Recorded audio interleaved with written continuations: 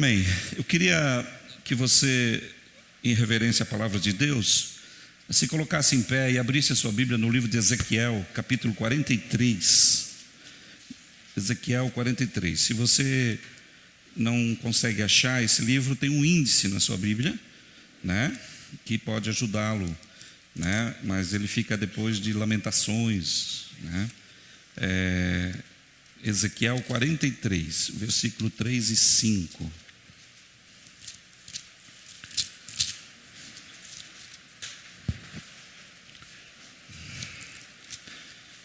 Até eu não estou achando aqui. De 3 a 5. Quem precisa de misericórdia? Amém? Se puder pôr o texto ali, não sei se consegue. A visão que tive era como a que eu tivera quando ele veio destruir a cidade, e como as que eu tivera junto ao rio de Quebar. E me prostrei rosto em terra. A glória do Senhor entrou no templo pela porta que dava para o lado leste.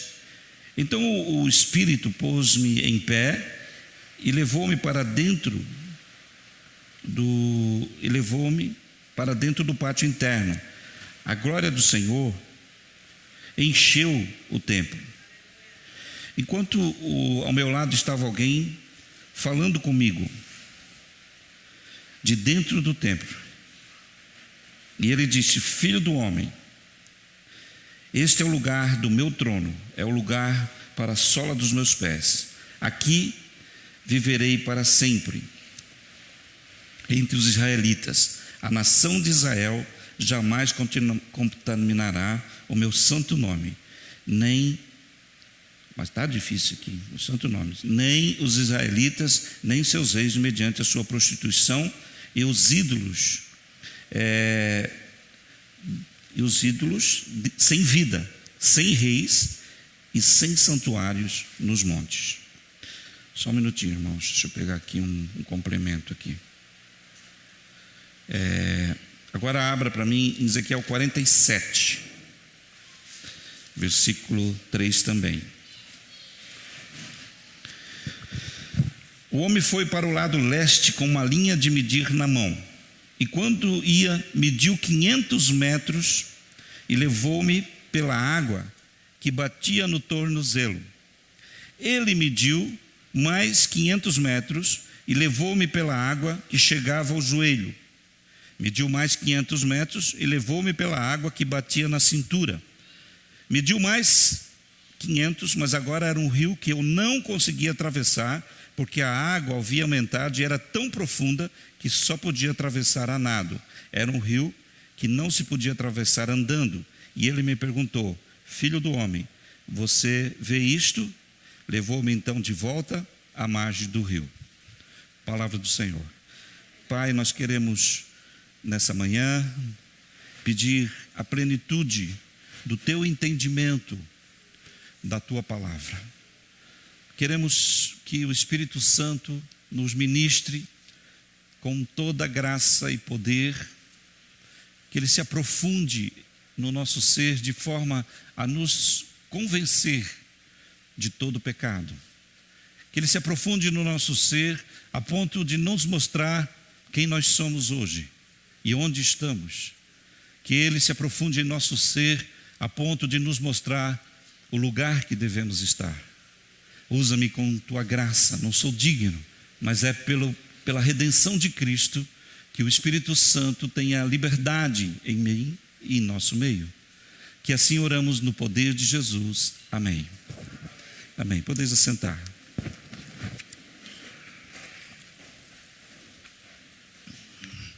Irmãos,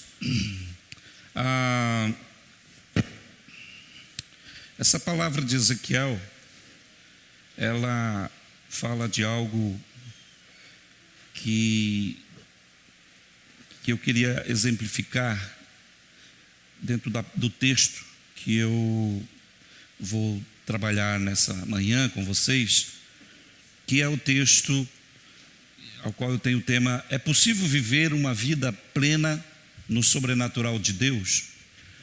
E Essa é uma pergunta que nós devemos fazer e deve nos incomodar diante do fato de sermos cristãos. Quando vivemos dias onde nós somos a geração que tem a graça plena do Espírito Santo de Deus.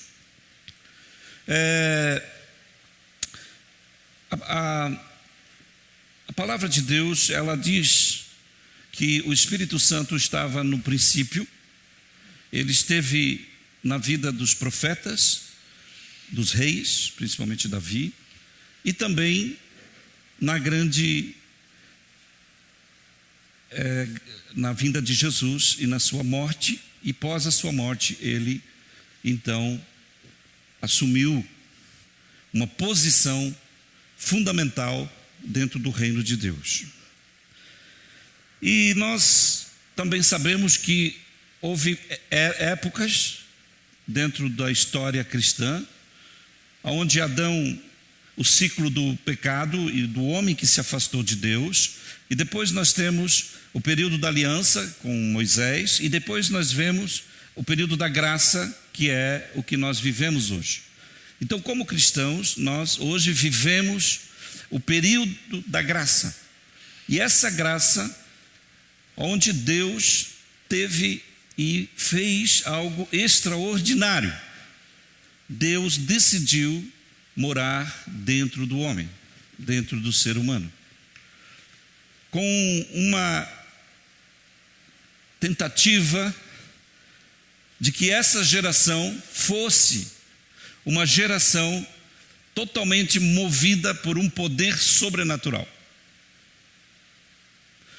E nós podemos perceber na história da igreja, em que a igreja, ela vem trazendo ciclos, aonde o Espírito Santo também vem tomando espaço dentro de concílios e dentro de interpretações de teólogos, e aí quando ele realmente parece que é aceito, nós temos uma grande confusão, aonde divide-se a igreja em igreja tradicional, igreja pentecostal, igreja neopentecostal. Isso tudo é bem complexo. Falar do Espírito Santo é complexo. Falar do plano de Deus é complexo. Mas eu queria nessa manhã, e eu estava orando essa semana por essa palavra e dizendo, eu quero falar daquilo que tu és em mim e daquilo que tu és na palavra de Deus.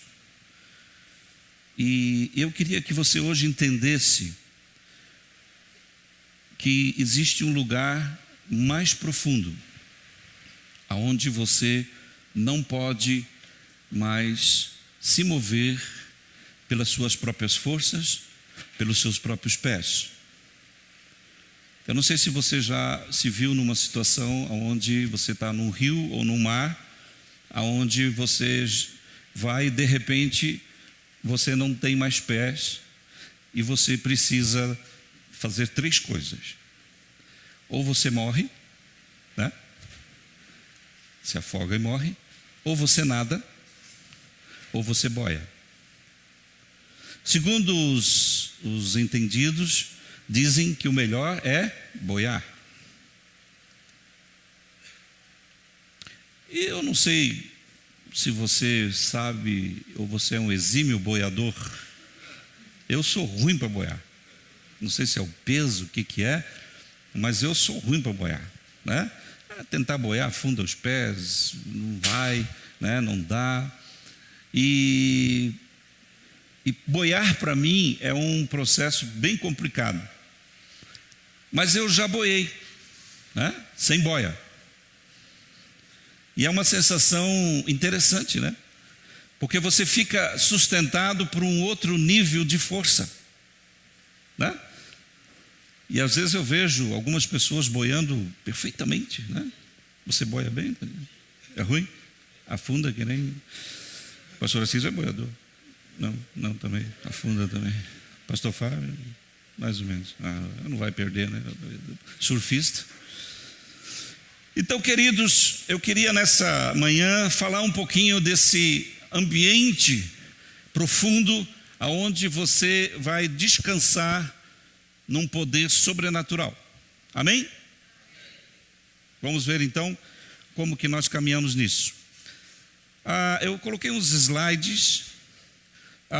Bill Bright, autor do livro Espírito Santo, a chave de uma vida sobrenatural, eu não sei se você conhece, mas é um livro que eu tenho, é um livro de cabeceira, é um livro que eu leio sempre. Acho extraordinário a forma como esse homem trouxe e criou e explicou de uma forma muito clara a vida do Espírito Santo em nós.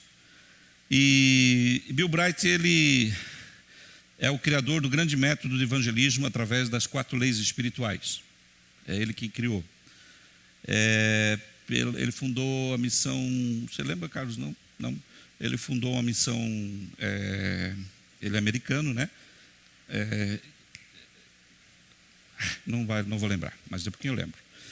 Mas ele me ensinou, através da sua história, que a vida ela se define em 3 aspectos: a vida natural, a vida carnal e a vida sobrenatural.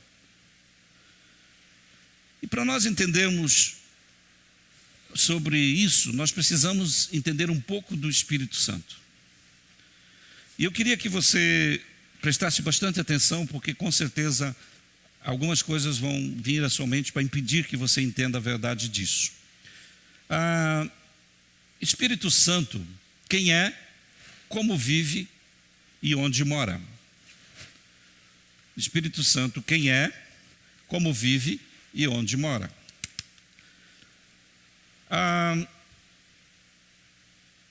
Espírito Santo, quem é? Pode passar. Ele é uma pessoa.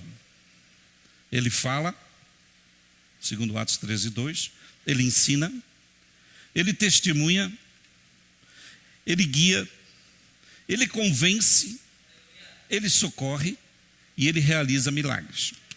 Eu quero ler rapidamente esses textos com vocês. Não precisam abrir, mas eu vou ler aqui que está numa ordem bem tranquila. Espírito Santo, ele fala: aquele que tem ouvidos, ouça o que o Espírito diz às igrejas. Ele ensina, mas o Consolador, o Espírito Santo, a quem o Pai enviará em meu nome, ele vos ensinará as coisas e vos fará lembrar de tudo o que vos tenho dito. João 14:26. Ele testemunha: quando, porém, vier o Consolador, que eu vos enviarei da parte do Pai, o Espírito da verdade, que dele procede, ele dará testemunho de mim. João 15:26. Ele guia, pois todos os que são guiados pelo Espírito de Deus são filhos de Deus. Romanos 8:14. Ele convence, mas eu vos digo a verdade, convém-vos que eu vá, porque se eu não for, o Consolador não virá para vós. Se porém eu for, vou-lo enviarei, e quando ele vier, convencerá o mundo do pecado, da justiça e do juízo. João 16:7. Ele manda. Então disse o Espírito a Filipe: aproxima-te desse carro e acompanha. Ele socorre, também o Espírito semelhantemente nos assiste em nossas fraquezas. E ele realiza milagres. Quando saíram da água, o Espírito do Senhor arrebatou Filipe, não o vendo mais o eunuco. Atos 8:39. Então nós podemos perceber que a Escritura, aqui praticamente no Novo Testamento, ela fala de uma pessoa que fala, que ensina, que testemunha, que guia, que convence e que socorre e que realiza milagres. Ele é uma pessoa. A palavra de Deus não diz que o Espírito Santo faz parte da Trindade. Nós não encontramos isso na palavra. Mas ele faz parte pelo conceito de valor, quando ele estava no princípio, quando ele fez parte de todos os momentos principais da palavra de Deus. Ele representa hoje o Deus e Jesus na terra. Pode passar para o outro também. O Espírito Santo, como vive, né? Ele é um ser espiritual em sua essência. Ele tem atributos de onisciência, onipresença, onipotente. Ele é portador dos dons, conforme 1 Coríntios 12, e ele produz o fruto na vida do cristão, conforme Gálatas 5:22. Então ele vive como um ser espiritual, a essência dele é espírito. Aonde ele mora, habita dentro de nós. 1 Coríntios 3,16, não sabeis vós que sois o templo de Deus e que o Espírito de Deus habita em vós. Então nós temos aqui, né, a manifestação do Espírito de forma aonde ele é uma pessoa, ele é um ser que tem atributos divinos, ele é um ser que tem virtudes. Quando ele diz que ele tem dons e ele tem frutos, são virtudes. E ele tem os atributos de Deus, ele é onisciente, onipresente, ele está em todos os lugares ao mesmo tempo. E também ele tem o lugar aonde ele mora, que é dentro de nós. Agora, eu não sei se você tem ideia do que isso significa. Um ser com todo esse poder, com toda essa dimensão, que mora dentro da vida de um cristão que confessa em Cristo Jesus.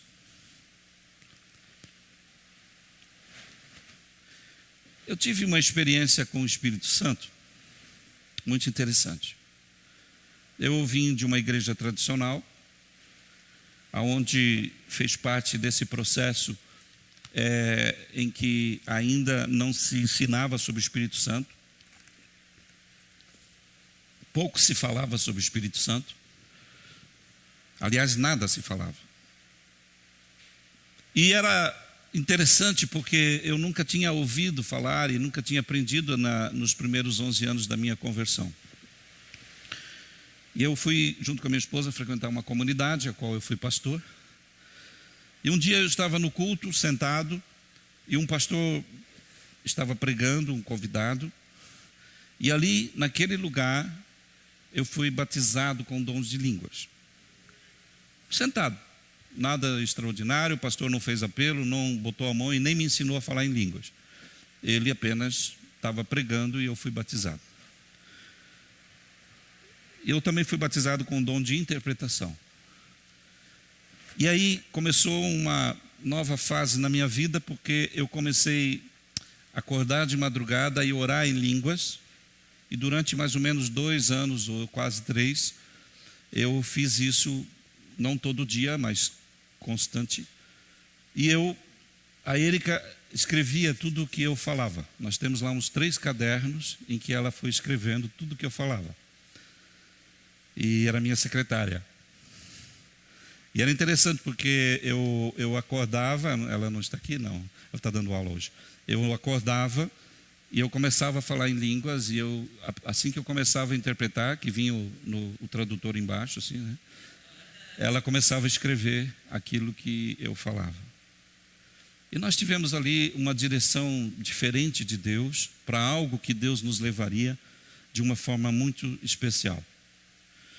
Deus me deu também um dom profético, onde eu não sou tão um profeta revelador das vidas, mas eu entendo que quando você está à frente de uma missão, você precisa ter o dom profético para discernir o que Deus quer e para onde Deus quer te levar. E eu tenho o cuidado desse dom, porque eu não posso perder a missão, eu não posso perder a visão, eu não posso perder o propósito. Então, esse é um dom que eu procuro sempre estar atento, para que a gente não vá por vários outros movimentos que são propostos para a gente. E também o dom de pastor e também o dom de apóstolo. E não vou colocar a minha foto na frente da igreja, né? E não é isso. Mas, queridos, todas essas experiências que eu vivi, eu já contei várias aqui para vocês. Uma delas, eu estava ali no Parque Iguaçu, orando, buscando direção de Deus para o início do meu ministério, e veio um peixe boiando como morto. Eu estava no trapiche sentado, e quando eu toquei nesse peixe, ele pulou e entrou na água novamente. E à noite Deus me deu um sonho, onde eu teria um ministério, as pessoas viriam como que mortas, e nós teríamos uma unção aonde essas pessoas iriam reviver. E essa foi as formas como Deus foi me mostrando isso. Eu estava conversando com o pastor Fábio esses dias, de quantas pessoas já passaram pelas nossas mãos, principalmente com a questão de álcool e drogas. E nós podemos ser instrumento de Deus na vida deles. Milhares de pessoas nesses 20 anos. Mas, queridos, a vida de relacionamento com Deus, ela não está fundamentada nas experiências. Ela não está nos dons que Deus te dá. Porque isso são atributos de Deus, e Deus deu, Deus não tira. Amém? Aquilo que Deus te deu é seu, Ele não tira. Deus não faz um jogo, não. Você pecou, não merece me dar aqui de volta, é meu. Não, aquilo que Deus te deu é seu. Você é quem cuida disso. Você é quem tem um discernimento e um entendimento de lidar com esses dons. Se você não cuida, você vai ter dons mal cuidados, que não vão ser usados. É como a gente começa a receber uma coisa boa e a gente não cuida e perde, né? Então, queridos, quando nós buscamos entender que o nosso relacionamento com Deus, ele não está fundamentado nas experiências e nem nos dons, mas está fundamentado na plenitude da presença do Espírito na minha vida. Vou repetir, eu queria que você repetisse comigo. O meu relacionamento com Deus está fundamentado na plenitude do Espírito Santo na minha vida. Amém?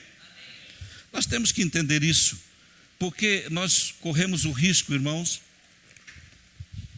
de viver muitas vezes de forma aonde a gente eu conheço, desculpa falar, mas eu conheço pessoas que têm dons extraordinários, mas são tremendos mau caráter. Nesses anos de experiência, eu já tive de tudo. Eu já contei para vocês que eu tive aqui uma experiência com o pastor Luciano Subirá. Me ligou e disse: olha, eu tenho um cara, né, que eu estou trazendo para Curitiba, e ele morreu e reviveu. E a metade do corpo dele é fria e a metade é quente.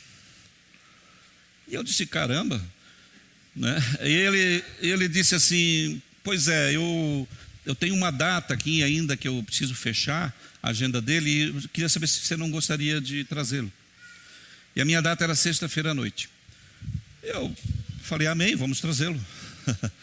Aí fiz um movimento, divulguei, e naquela sexta-feira a igreja bombou, né? E todo mundo quer ver um cara que é frio e quente. Se a gente vem pregar, não vem ninguém, mas se trazer um cara que tem um negócio, o povo é interessante. E aí, irmãos, na sexta de manhã, o pastor Luciano me ligou e disse: pastor Joel, lembra do cara frio e quente? Morreu, não morreu, mas gelou. Ele disse o seguinte, ele disse: pastor, o cara é um estelionatário. E aí parece que o cara estava até preso já, tinha pego o cara. E aí eu falei: amém, pastor, amém, né? Porque melhor isso antes do que depois. E o cara ele profetizava, ele fez coisas interessantes onde ele passou. E aí, irmãos, eu disse: o que eu vou fazer com a igreja, né?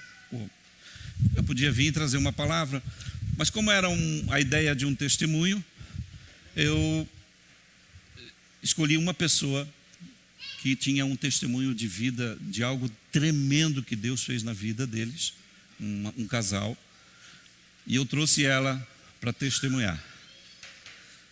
E nós fomos profundamente impactados pelo testemunho dela naquele dia, porque aquilo que Deus fez na vida deles era obra do Espírito Santo. Não sei se vocês estão entendendo. Às vezes, a gente não percebe que alguém que está do nosso lado tem uma obra tamanha que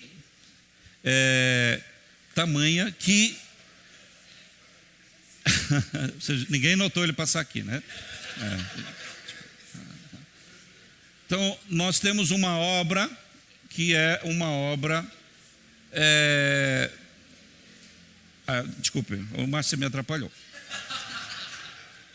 Então, nós temos, queridos, pessoas que estão junto de nós, que têm um testemunho muito grande e muito interessante também da obra de Deus. O que você, me escuta agora, o que você tem vivido como fruto desse testemunho, dessa plenitude do Espírito Santo na sua vida? Bill Bright, ele faz um exemplo, pode passar para mim?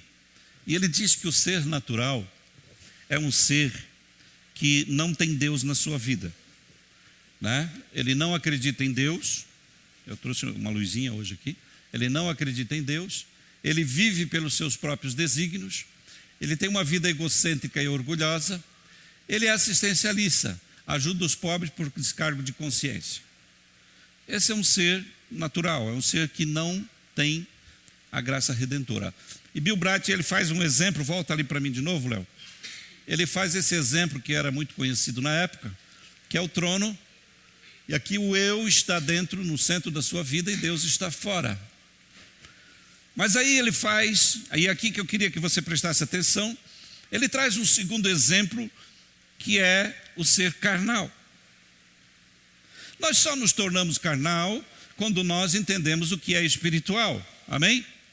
Repita isso comigo. Eu só sei que eu sou carnal quando eu sei que sou espiritual. Enquanto eu sou um ser natural, eu não tenho, né, dimensões daquilo que é certo ou errado. E eu queria que você prestasse atenção, porque eu me encontro muitas vezes como um ser carnal. E o ser carnal, ele está no centro da sua vida, e Deus está dentro do círculo, mas não está no centro, é Ele que está no centro. Pode passar o outro slide. O ser carnal, ele vai à igreja, mas ele é incrédulo. Qualquer luta que ele tem, ele desacredita. Qualquer luta que ele tem, ele acha que Deus está contra ele. Qualquer luta que ele tem, ele acha que Deus não o ama. Qualquer luta que ele tem, ele busca qualquer outro movimento para tentar resolver a sua situação. O ser carnal, ele é desobediente. Ele não obedece às coisas que lhe são ensinadas. Irmãos, enquanto as pessoas não obedecerem os princípios de Deus, elas não vão ter princípios determinados na sua vida. Elas não vão ter poder de Deus determinado na sua vida. Eu canso de dizer para vocês que a Bíblia não é um livro de regras, a Bíblia é um livro de princípios. Então nós precisamos obedecer. O ser carnal, ele vai na igreja, mas ele tem uma vida pobre de oração. Será que Deus está falando com alguém aqui hoje? Ele tem falta de desejo de ler a Bíblia. Tem mês que está com tudo, né? Mas no outro mês não lê. Aí ele fica achando o mês. Não, eu vou ler só o livro de João. Não, agora eu vou ler a Bíblia inteira esse ano. Agora não. Aí ele compra um devocional. Aí também não. Aí ele vem e pergunta para o pastor: como é que o senhor faz devocional? Ele tem falta de desejo de ler a Bíblia. E ele fica achando meios para tirar o descargo da sua consciência. O ser carnal, ele tem pensamentos impuros. O ser carnal, ele vive preocupado. Ele vive preocupado. Você fala com ele, você não ouve bênção. Ih, está ruim, pastor. Eita, mas estou com uma luta. Ah, pastor, ora por mim. Ele vive preocupado. Ele vive um desânimo constante. Está sempre desanimado. A mulher dele não aguenta mais ele, o esposo não aguenta mais a mulher. Está sempre desanimado. Irmãos, eu conheço alguns casais, presta atenção. Eu conheço alguns casais aqui em nosso meio que vivem isso. Eu já não sei mais o que fazer. Eu não tenho mais o que fazer, né? Porque o que tinha que ser feito, eles não fizeram. Falta de propósito. Não termina os seus começos. Está sempre começando e não termina. É uma falta de propósito na sua vida. É crítico o infeliz. Tudo critica. Tudo critica. Não ajuda, mas critica. Tem um hábito da crítica na sua vida. E culpa, né? Vive com culpa. Cadê o sinal? Cadê o meu? Aqui. Culpa. Cadê a minha luzinha? Acabou. A culpa. Olha como eu estou tremendo. A culpa é algo que vive com ele. Dá uma coisa errada, meu Deus, o que eu fiz? Morre alguém, será que foi eu que matei? Vive uma culpa danada. Não entende que Jesus levou todas suas culpas. Sabe, tudo acha que, né? Dá uma coisa, poxa, mas eu não tem jeito, né? O carro só quebra comigo, né? Eu não consigo acertar minha vida financeira. Vive com culpa. Vive sempre. E é carregado de falta de perdão, né? Não perdoa, vive uma vida realmente de conflitos, está sempre brigando com todo mundo, está sempre em conflito com todo mundo, bota no ministério, dá problema, bota não sei o que, dá problema, é o bicho. Então, irmãos, eu me encontro muitas vezes, claro que não em tudo isso, mas muitas vezes nesse ambiente. E pode passar para mim, Léo, o Bill Bright, ele diz que essa pessoa, Deus está no ciclo da sua vida, mas também, não, esse aqui está errado, é o outro lá. Você, volta mais um. Deus está no ciclo da sua vida, mas Ele continua no centro da sua vida. Agora, queridos, Bill Bright diz que existe o ser sobrenatural. O ser sobrenatural, Deus está no centro da sua vida e Ele está aqui. E esse é o grande desafio que nós temos. É tão simples, mas nós não sabemos viver isso. Essa plenitude de vida está nos valores, pode passar. Deus ocupa o centro de sua vida. É uma pessoa que leva outros a conhecer o plano de salvação. É uma pessoa que tem uma vida de oração. Ela busca fazer a vontade de Deus. Ela tem uma fé que surpreende Deus. Ela confia e obedece a Deus. E ela tem um caráter íntegro e pleno do fruto do Espírito Santo. Essa obra, ela precisa, pode passar, entender, não, isso. Ela precisa entender que a plenitude daquilo que nós precisamos está no fato de permitirmos que o Espírito Santo habite completamente em nossas vidas. Eu não sei se você está entendendo, porque quando nós fazemos movimentos em que você precisa ter algum dom específico, você precisa sentir uns arrepios. Pode acender as luzes, por favor. Você precisa de algo que o surpreenda. Você precisa de uma experiência. Sabe quando você vem ao culto e você volta para casa do mesmo jeito ou pior? E você sai criticando e você culpa a palavra, você culpa o louvor. Na verdade, queridos, a igreja, ela só é igreja pela plenitude do Espírito em cada um de nós. Não sou eu quem motivo você, mas é o Espírito que habita em você. A plenitude daquilo que nós precisamos está numa vida rendida ao Espírito Santo. E quando Ezequiel fala lá no capítulo 47, quando ele cita que o lugar mais profundo, o rio foi se afundando. E eu queria dizer para vocês que às vezes nós estamos esperando que o rio venha nos cobrir. Mas não é o rio que vai nos cobrir, é nós que precisamos entrar no rio. É nós que precisamos ir aos lugares mais profundos. É nós que precisamos descansar diante daquilo que nós não sabemos como lidar. Todos aqui com certeza têm áreas na sua vida que você precisa descansar em Deus. Tem áreas na sua vida que vem derrubando você constantemente, que vem desanimando, que vem tornando você um ser carnal. Talvez você viva um ciclo no seu casamento de conflito. Talvez você viva um ciclo de uma luta, de um pecado, de um vício. Talvez você viva um ciclo de uma luta financeira. Você não consegue um emprego, você não consegue manter o seu negócio. Você vive em transições. E você se culpa por isso. E você tem conflitos pessoais contra isso.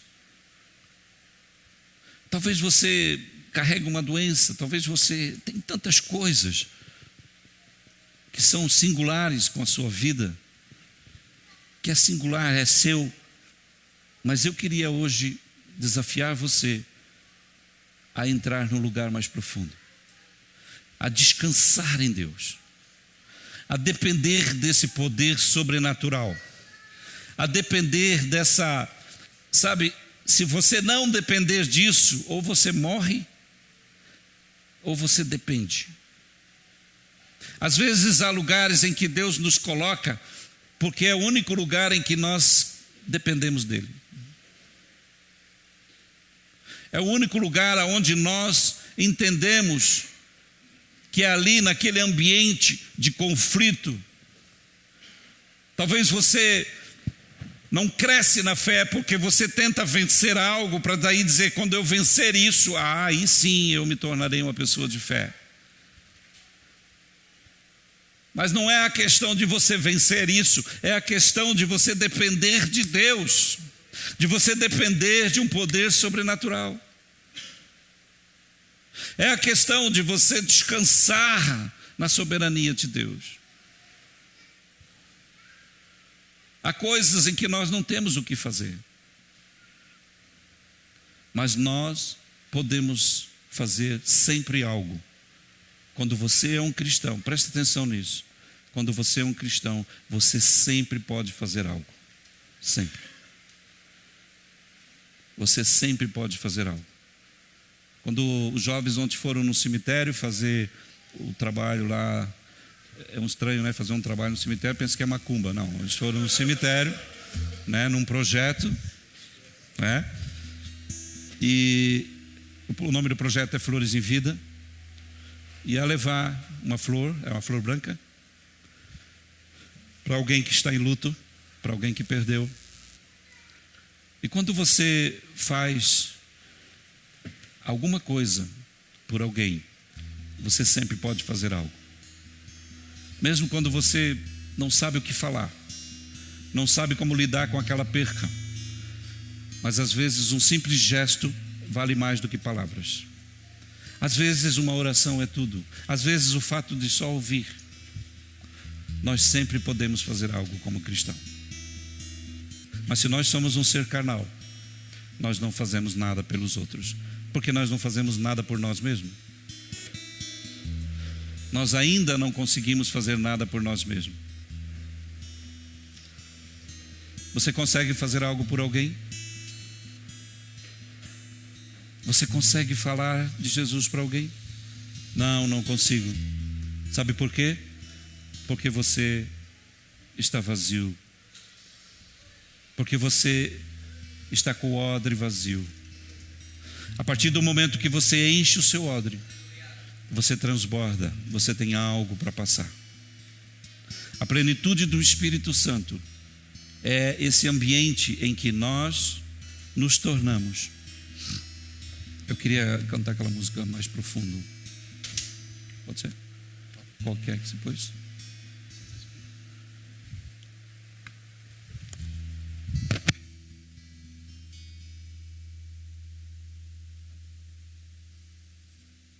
Santo Espírito.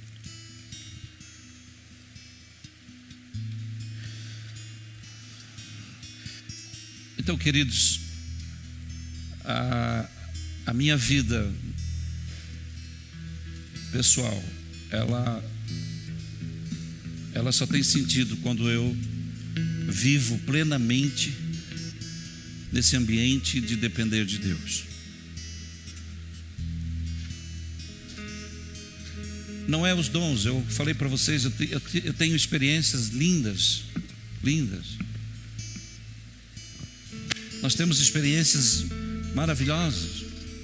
Nós fizemos uma obra de R$1 milhão. Nós tínhamos R$50 mil. É sobrenatural o que Deus fez. Nós temos atingido tantas pessoas. Essa semana eu e Erika vamos a Brasília. Vamos sair amanhã em viagem. Vamos receber uma condecoração do Exército Brasileiro pelo trabalho que a missão faz. O fato da gente ser e fazer o que faz não é por aquilo que Deus dá, mas é pelo ambiente em que a gente fica na horizontal. Descanse em Deus. Descanse em Deus. Talvez você está sempre pedindo, reclamando, mas hoje Deus está dizendo: descansa nos meus braços, se deite nos meus braços.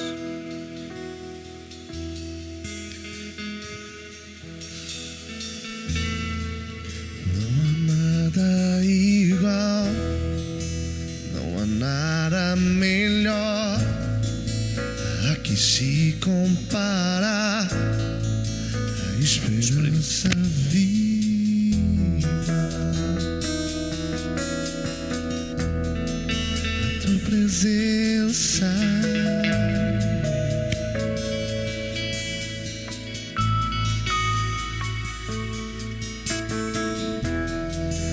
Eu provei e vi o mais doce amor que liberta o meu ser. Vergonha desfaz.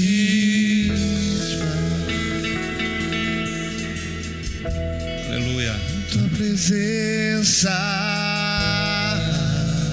Amém. Eu queria convidar você a colocar diante de Deus algo da sua vida em que você não consegue viver a plenitude desse descansar em Deus. Eu queria que você ficasse em pé no seu lugar.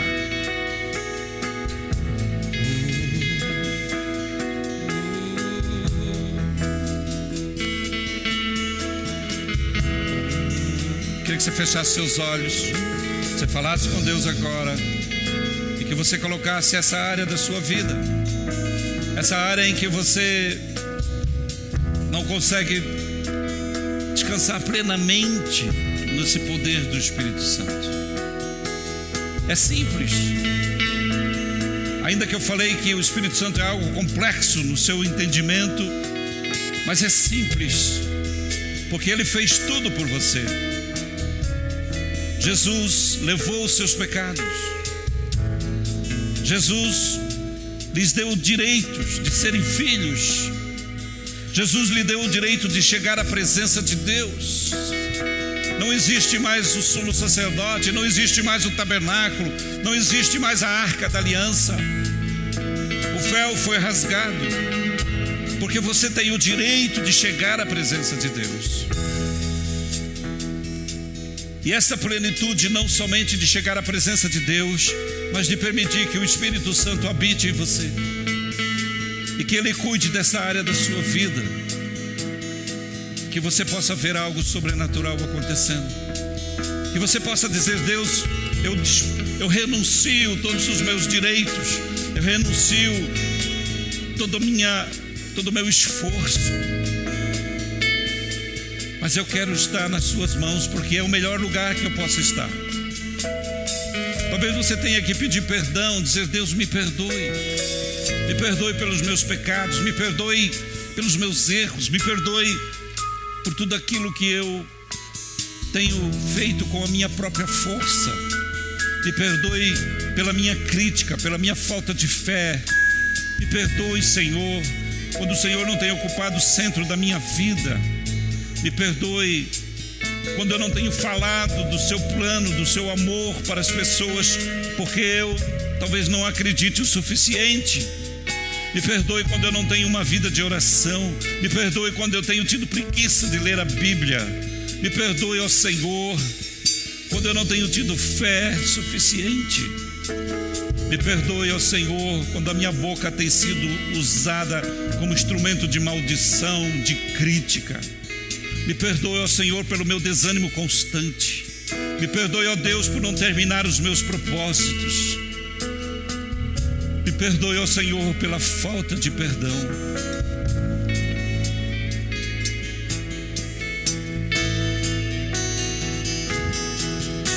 Santo Espírito, és bem-vindo aqui.